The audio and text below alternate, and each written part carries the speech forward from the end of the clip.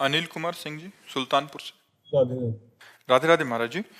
महाराज जी, मुझे 2.5 वर्ष पहले आपके अमृत वचन यूट्यूब के माध्यम से सुनने का सौभाग्य मिला। महाराज जी, मैं हनुमान जी को अपना इष्ट मानता हूँ, मंगलवार व्रत करता हूँ, हनुमान चालीसा सुंदरकांड पाठ करता हूँ। हनुमान जी की कृपा से मुझे आपको सुनने का ही मौका मिला महाराज जी।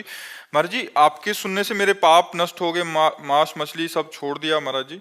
महाराज जी कह रहे हैं कि क्या इतने से ही मुझे ग्रस्त में रहते हुए मुक्ति मिल जाएगी महाराज जी? क्या इस जन्म में पीछे के किए गए पाप नष्ट हो जाएंगे? हाँ, नाम जप करते रहिए। अगर निरंतरता नाम जप की हुई तो पूर्व पाप नष्ट हो जाएंगे, और हमारी अंतिम श्वास में यदि नाम चला तो हम मुक्त भी हो जाएंगे। अगर अंतिम श्वास में नाम नहीं चला और संसारिक कोई चिंतन आ गया तो फिर अगला जन्म होगा और अच्छे कुल में जन्म होगा, और आपको भक्ति का संयोग मिलेगा, और फिर डट के भजन होगा, फिर आखिरी बात बनेगी। अगर इसी जन्म में काम बनाना है तो आपको हर श्वास पे नाम जप करना है। पता नहीं कौन सी श्वास आखिरी हो, किस श्वास में हमारे प्राण निकल जाए। मृत्यु लोग है, बड़ा भयावह है। आप आराम से जा रहे हो, कोई पीछे से ठोक गया, आप कार में जा रहे हो, कहीं भिड़ गए, आप भोजन पा रहे हो, दिल फेल हो गया, कुछ भी कभी भी कहीं भी कैसे भी, इसका नाम मृत्यु लोक है, कभी भी हो सकता है। और जिसकी आखिरी श्वास में भगवान का स्मरण होता है वो मुक्त हो जाता है। आखिरी श्वास में भगवान का नाम का स्मरण, अंतःमति सो गति, अंत में यदि भगवान का स्मरण हो गया तो फिर मुक्ति हो गई, नहीं तो फिर मुक्ति होना कठिन है। इसीलिए हर श्वास भगवान का नाम जप करो। जीव हत्या हुए हैं सर। अब इसके लिए जो आप भजन करोगे वो उसे भस्म कर देगा। अब वर्तमान में आज से पाप नहीं होना चाहिए। अब लो नशानी अब ना नशई हो, पीछे जो हुआ वो जितना भजन करोगे उतना वो भस्म होता चला जाएगा, लेकिन आगे पाप कर्म नहीं होना चाहिए। हाँ, खूब नाम जप करो भगवान के नाम।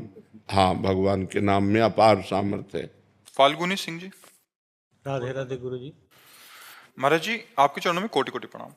महाराज जी कह रहे हैं कि बहुत भीड़ भाड़ होती है सत्संगों में और मंदिरों में भी, तो महाराज जी घर बैठ के ही नाम जप करें या सत्संग सुन लिया करें? हाँ, सत्संग तो जरूर सुनिए और नाम जप भी कीजिए, लेकिन संतों के पास जाइए। भीड़ से मतलब क्या होता है, हमको लाभ से मतलब है। अब चाहे आप काशी विश्वनाथ जी जाइए, आप चाहे जहाँ भगवान के धाम में जाइए, वहाँ धक्के तो खाने ही पड़ते हैं, लेकिन प्रेजेंट में वर्तमान में जो हमको सुख मिल रहा है, जो हमारे परमाणु बन रहे हैं, जो हमारी याददाश्त बन रही, जो हमारे जीवन की ये शुभ घड़ी व्यतीत हो रही, ये मोबाइल से पूर्ति नहीं होगी, नहीं होगी। तो मुझे लगता है थोड़ा भीड़ का धक्का सह ले, लेकिन कभी कभी संतों के पास तो चला जाया करे, क्योंकि वहाँ परमाणु मिलते हैं। अनजाने में आपकी भागवतिक बैटरी चार्ज हो रही है, आप देख लीजिए। अनजाने में आपको वो परमाणु मिल रहे हैं जिससे आपके पाप नष्ट होंगे। संत दरस जिम पातक तरई, और आपके अंदर अध्यात्म में चलने का बल मिलेगा केवल बैठने मात्र से। और सुन रहे हैं तो और फिर और मनन कर रहे हैं और आचरण में उतार रहे हैं, तब तो भगवत प्राप्ति निश्चित है, इसमें संशय क्या है। महत्संगस्तु दुर्लभो, महापुरुषों का संग दुर्लभ है। सुत दाराधन लक्ष्मी पापियों के घर होए, संत समागम हरि कथा तुलसी दुर्लभ दोए। अगर भगवान की कृपा ना होती तो आप ऐसे न बैठते। अब मोहि भा भरोस हनुमंता, बिनु हरि कृपा मिले। भगवान जब कृपा करते हैं तब संतों का संग मिलता है। तो मुझे लगता है कभी अवसर लगे तो दांव चूकना नहीं चाहिए, जाना चाहिए और संतों से मिलना चाहिए। जी महाराज जी, वेदांत की साधना करते हुए भी भक्ति को कैसे उसमें वो करें? वेदांत की साधना करते हुए भक्ति साधन बन सकती, साध्य नहीं। क्योंकि वेदांत की जो साधना है उसमें अहम उपासना है, मैं ब्रह्म हूं। और भक्ति का जो चरम लक्ष्य है वो दासोहम की उपासना है। ये सब कर रहे हैं अंतःकरण की पवित्रता के लिए, लेकिन लक्ष्य यही है कि मैं वही हूं जिसका नाम कीर्तन हो रहा है। उसके सिवा मैं में और उसमें कोई अंतर, और ये बिल्कुल कोई अंतर नहीं, वही तत्व है। तो ज्ञान मार्ग में वेदांत की उपासना में तत्वम अशि, तत् माने वो परमात्मा, त्वम माने तुम ही, अशि माने हो, वो परमात्मा तुम ही हो। तुम अपने स्वरूप को भूलकर अपने को देह मान करके फंस गए हो, अब अपने स्वरूप में आओ। तो उस स्वरूप में आने के लिए, समय काटने के लिए हम भगवान की कथा सुनते हैं, भगवान की चर्चा करते हैं, नाम कीर्तन करते हैं, लेकिन ये होश है कि मैं वही हूं जिसकी चर्चा हो रही है, मैं वही हूं जिसका कीर्तन हो रहा है, मैं वही हूं, मैं वही, अहम ब्रह्मास्मि, मैं ब्रह्म हूं। ये वेदांत का जो निर्णय है, और भक्ति इसका सहयोगी साधन हो सकती है वेदांत में, लेकिन भक्ति का जो स्वतंत्र मार्ग है उसमें मैं भगवान का दास हूं और भगवान मेरे स्वामी हैं, और इसमें जब तन्मयता बढ़ती है, बचता एक है दोनों में, ब्रह्म नहीं, माया नहीं, नहीं जीव नहीं काल, अपनी हुई सुदिना रही, एक रहे नंदलाल। जब मैं प्रभु में लीन हो गया तो प्रभु ही बचे, और उसमें प्रभु मैं ही हूं। प्रभु को मैं में लीन किया गया और यहां मैं को प्रभु में लीन किया गया, दोनों में बचता हिसाब में एक ही है, और जब एक ही बचे तो जान लो सवाल सही है। तपन रूट जी। राधे राधे। राधे राधे महाराज जी। महाराज जी, मैं आपसे जानना चाहता हूं कि शास्त्रों के अनुसार विवाह की संपूर्ण विधि क्या है, अर्थात कन्या को देखने से लेकर विवाह संस्कार पूर्ण होने तक कौन कौन से शुद्ध और शास्त्रीय विधियों का जो पंडित विवाह कराते हैं ना, ये प्रश्न तुमको वहां करने, हमारे नहीं हुआ तो हम क्या बताते।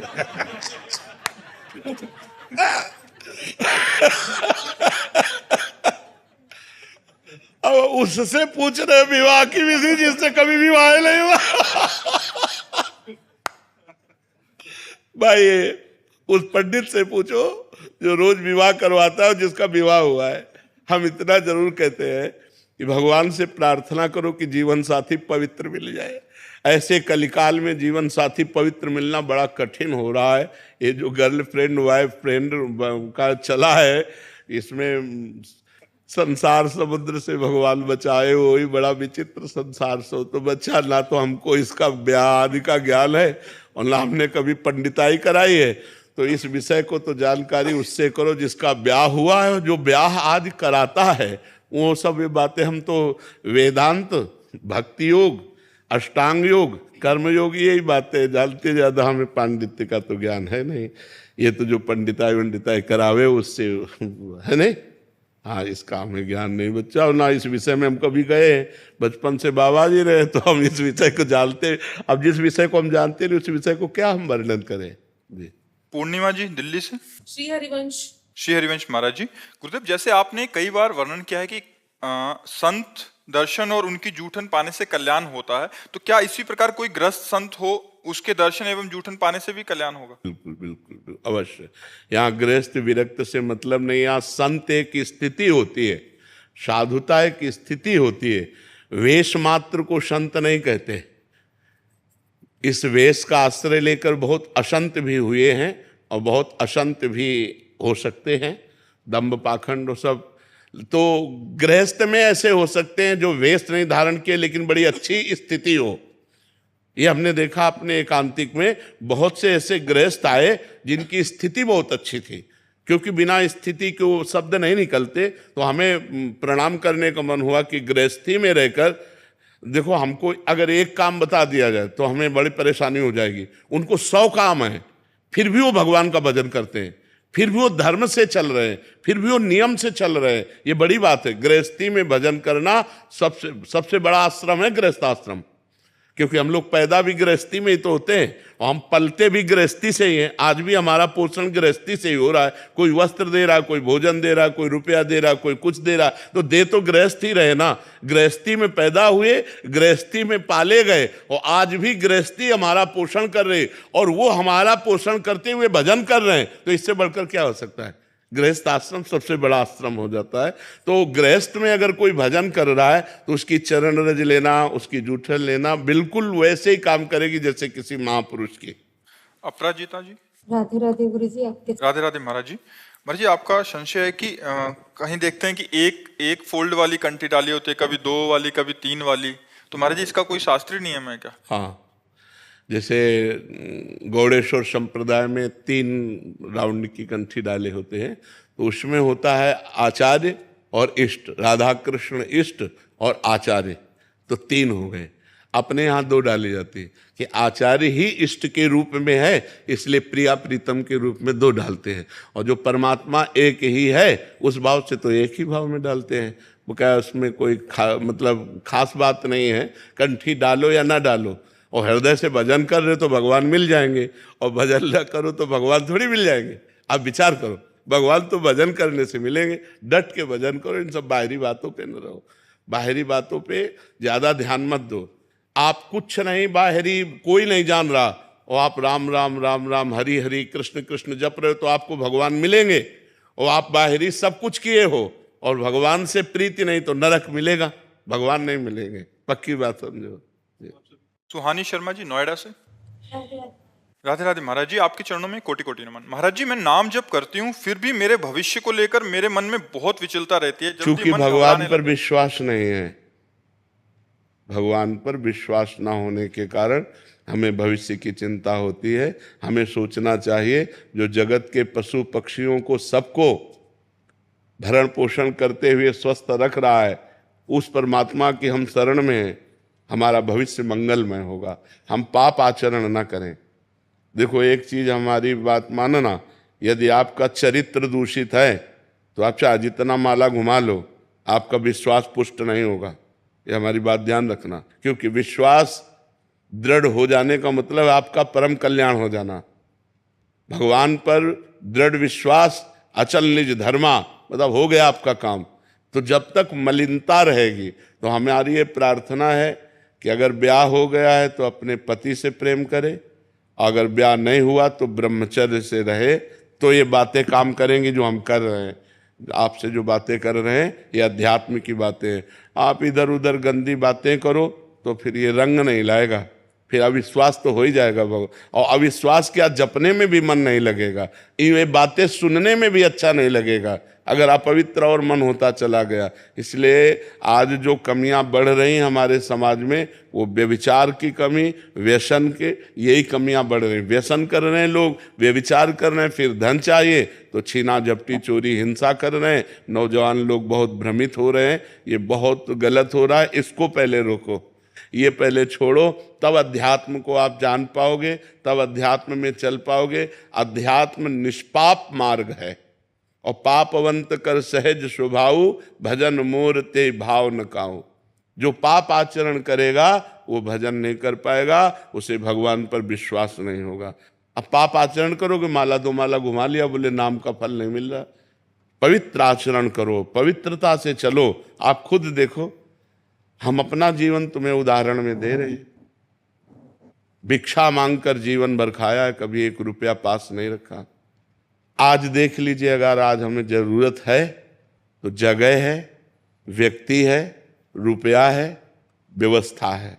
वो परमात्मा जिसकी हम शरण में थे उसने सारी व्यवस्था कर दी। ये हम आपको इसलिए बता रहे हैं कि आप भविष्य के लिए चिंता मत करें। अगर आपका वर्तमान सही जा रहा है, पाप आचरण नहीं कर रहे हैं और आप दुखी हैं, माना, आप गरीब हैं, माना, आपकी व्यवस्था नहीं, माना, लेकिन आपका भविष्य बड़ा उज्जवल होगा। उसी का सारा खेल बदलना है। वो तो चाहे तो 1 मिनट में क्या ना कर दे। तो हम अपने भविष्य को परमात्मा के भरोसे छोड़ करके अपने वर्तमान को संभालें। वर्तमान में हमारा कर्तव्य ठीक होना चाहिए, वर्तमान हमारा सही हो तो आपसे सच्ची कहते हैं भविष्य बड़ा मंगलमय होगा, भविष्य बड़ा मंगलमय हो। ईमानदारी से चलो, बेईमानी मत करो, पाप आचरण मत करो, गंदे आचरण मत करो। वो परमात्मा देख रहा है, उसके भरोसे में रहो। भविष्य ऐसा मंगलमय होगा कि आप उदाहरण हो जाएंगे दूसरे के लिए। भविष्य की चिंता मत करो। Lieutenant colonel Amit ji. राधे राधे महाराज जी। महाराज जी, आपके चरणों में कोटि कोटि प्रणाम। महाराज जी, कोई भी निर्णय लेने से पहले भय लगता है कि निर्णय सही होगा या गलत, चाहे अच्छे काम के लिए हो, चाहे किसी भी कैसे भी कार्य के लिए हो। आप भगवान को बीच में डाल लीजिए तो भय खत्म हो जाएगा। कोई भी निर्णय लेने के पहले भगवान का सुमिरन कीजिए। प्रविश नगर की जय सब काजा, हृदय राख कौशलपुर राजा। जो भगवान से चित्त जुड़ा होता है वो सही निर्णय देता है और निर्भय होना होता है। और जो केवल अपने से, तो अपने तो भयभीत हो ही जाएंगे। संसार संशयमय है, हर जगह सफलता मिलना ही तो संभव नहीं है। कदम निकाल करके चल रहे हैं, लौट के घर आ पाएंगे कि नहीं? कब, कहाँ, क्या, किस सेकंड में, किस मिनट में कौन सी घटना घट जाए, बस संसार तो भयावह है। अगर इस भय में भी हम निर्भय रह सकते हैं तो एकमात्र भगवान के आश्रय से। जो भगवान के आश्रित है वो निर्भय रहे। विभीषण जी निर्भय होकर लंका में भजन करते थे। लंका में भजन करना बहुत कठिन था, जहाँ सब निशाचरी वृत्ति थी वहाँ निर्भय होकर रहते थे, निर्भय होकर भजन करते थे। भगवान का आश्रय ही निर्भय कर सकता है। और कोई अगर कोई ऐसा कि कोई जंतुर बांध दे, कोई ऐसा, ये सब नौटंकी नाटक से कोई निर्भय नहीं होता। निर्भय होता है भगवान से।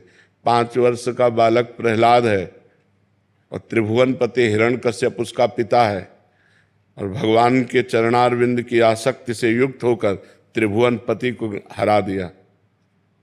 त्रिभुवनपति भयभीत हो गया हिरण्यकश्यप कि ये मरेगा कैसे। अग्नि में जलाया, क्या क्या किया, कुछ नहीं। भगवान जिसके सहायक और रक्षक है उसका कोई बाल बांका भी नहीं कर सकता। 18 क्षोणी सेना थी महाभारत की, तो एक टिटहरी पक्षी होता, हम कई बार उदाहरण दिया, उसके अंडे रखे थे। उसने भगवान से पुकारा कि हाँ इतना भीषण युद्ध होगा, जब बड़े बड़े महारथी मारे जाएंगे तो मेरे बच्चे कैसे बच पाएंगे। भगवान से पुकारा तो एक विशाल हाथी का घंटा गिर पड़ा, पूरा महाभारत हो गया और वो अंडे जे के त्यों बने रहे। प्रहलाद जी को विश्वास इसी से हुआ था। एक कुम्हार के घर की कुम्हारिन, उसकी पत्नी रो रही थी, हाय मेरे से ऐसी गलती क्यों हो गई। तो प्रहलाद जी भ्रमण कर रहे थे अपने मित्रों के साथ, उन्होंने पूछा माँ तू क्यों रो रही है। तो उनका बेटा, और मैंने मटकी उठाकर आवे में रख दी और उस मटकी में 2 बिलैया के बच्चे थे। अब पता चला जब आवे में आग लग गई। तो मैं भगवान राम से कह रही हूँ कि हे राम राम राम, आप ही बचा सकते हो उन बच्चों को। तो बोले भगवान बचा सकते हैं। बोले बेटा अगर भगवान चाहे तो बचा सकते हैं। आग भगवान की ही शक्ति से तो शक्तिवान है, वो जलाएगी ही नहीं। तो बोले आवा जब मैं कल आऊं तब खोलना। तो प्रहलाद जी जब गए तो खोला, सब मटकी पक गई थी और उस मटकी में आँच भी नहीं लगी थी। बिलैया के बच्चे बच गए, पूरी मटकी ताप से परिपक्व हो गई और उसमें आँच भी नहीं लगी। तो हम उस परमात्मा की शरण में हो तब जो भय रहित कर देता है, तभी निर्भयता आएगी, अन्यथा बहुत भयावह संसार है। किस समय कब कौन सी घटना किसके साथ घट जाए कुछ पता नहीं है। इसलिए उसी परमात्मा, जब घर से निकलो तो उसी भगवान को प्रणाम करके निकलो, उनका चिंतन करके निकलो कि भगवान रक्षा करना, नहीं तो बहुत भयावह संसार है। आप आराम से चले जा रहे, पीछे वाला आया ठोकर मारी, मार के चला गया। इसलिए हर समय भगवान का नाम जप करो और भगवान के आश्रित रहो। जब कोई कार्य करो तो भगवान का सुमिरन करते हुए करो। हाँ, प्रविश नगर की जय सब काजा, हृदय राखी कौशलपुर राजा। परम मंगल होगा, भगवान मंगल भवन है। जो भगवान का चिंतन करता है उसका मंगल नहीं हो सकता। राधे राधे महाराज जी, जैसे आपने बताया कि सुबह उठ के 5 भक्तों के नाम का स्मरण करना चाहिए, ठीक है। तो जब घर से निकलते हैं महाराज जी, क्या तब भी लेना चाहिए, फिर सुबह बोलना काफी है? नहीं, सुबह तो बोल दिया, लेकिन जब घर से निकल रहे हैं, हरिवंश बना ननिकासियों पद निवास हरिवंश, हम अपने गेट को तभी पार करेंगे जब पहले हम भगवान का सुमिरन, भक्तों का सुमिरन कर ले।